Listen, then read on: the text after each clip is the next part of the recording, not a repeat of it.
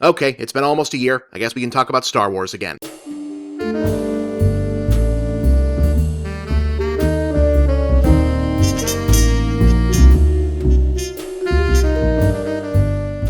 So, you remember a few months after Phantom Menace came out and we started to consider that part of what might have gone wrong there was that even though George Lucas and company had almost 20 years to ruminate on what the story of another Star Wars might be, they apparently went with something they cooked up really recently? Well, almost another 20 years later, it sounds like we're getting ready to do just that once again.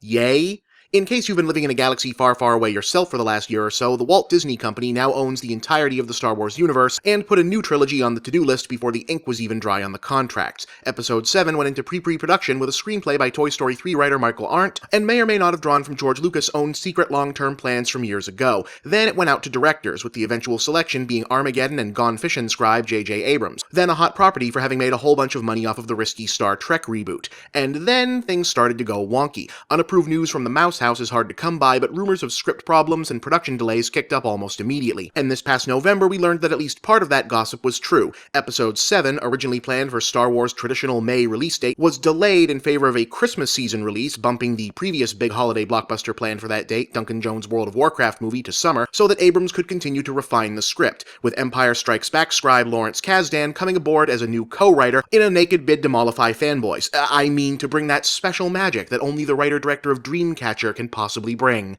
So what kind of story issues were causing all the trouble? We probably won't know the full story until long after the movie comes out, but over the weekend, The Hollywood Reporter published some more official-sounding than usual industry scuttlebutt that seemed to confirm what a lot of fan site gossip had been hearing all along, that Michael Arndt's original script and the plans for the overall sweep of the new sequel trilogy with them featured the children and or apprentices of Luke Skywalker, Han Solo, and Princess Leia as the main characters, with their older counterparts set up to appear in smaller but important swan song, last hurrah supporting roles to pass the torch and presumably give Mark Hamill, Carrie Fisher, and Harrison Ford one last huge international red carpet standing O. But Abrams, again supposedly, wanted the film to star the original 3 leads as the main characters, with the new blood starting out as sidekicks and taking over the lead roles in episodes 8 and 9, which, as of right now, will probably be handled by other directors. This, if true, would not be at all surprising to me, given what else has been made known. One of Disney's primary goals in the production of this movie is convincing Mark I Star Wars fans, who grew up on the series in the 80s and now overwhelmingly control the internet movie hype machine, to get on board with the "this is a return to the original trilogy" quality as a running pre-release meme. Hence Abrams publicly talking up a renewed emphasis on puppets, model effects, and shooting on old-school 35mm film instead of digital. Hence Kasdan,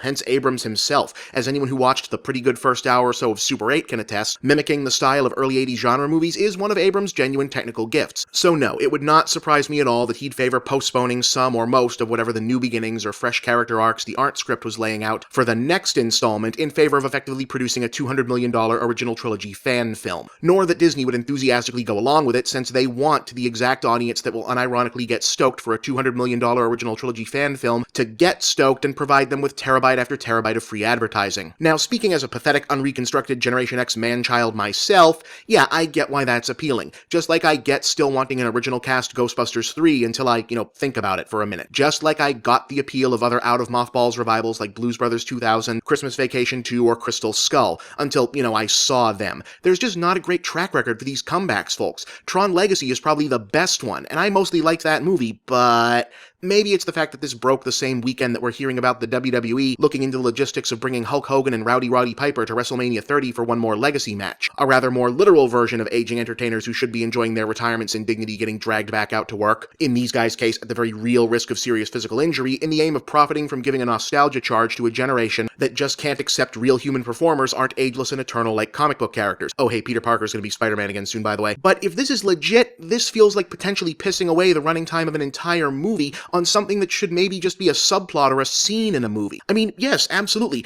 Get those 3 back for their one last fandom standing O. Let Han fly the Falcon and save the day again. Let Leia blow some henchmen away. Have Luke waste a whole room full of guys like it was nothing and remind everyone that he's head Jedi in charge. Give them all iconic Remember Me pop-in cameos throughout the story, and then the big last showdown show-off in the inevitable action-packed finale, right before Abrams kills one of them off in order to establish the new bad guys are serious business.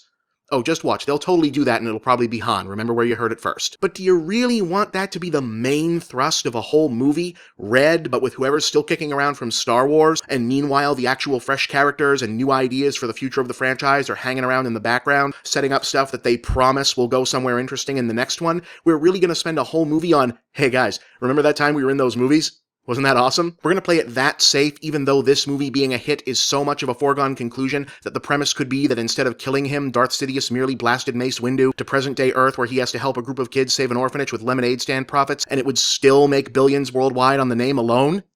I don't know, I'm still, against my better judgment, pretty damn optimistic about a new trilogy. I think it's a good idea. I think it's the best thing that could have happened to Star Wars given the circumstances. But this smacks of the worst kind of give the fans what they think they want pandering that seldom leads to anything truly worthwhile. I could be wrong. I hope I'm wrong. We'll see. I'm Bob, and that's the big picture.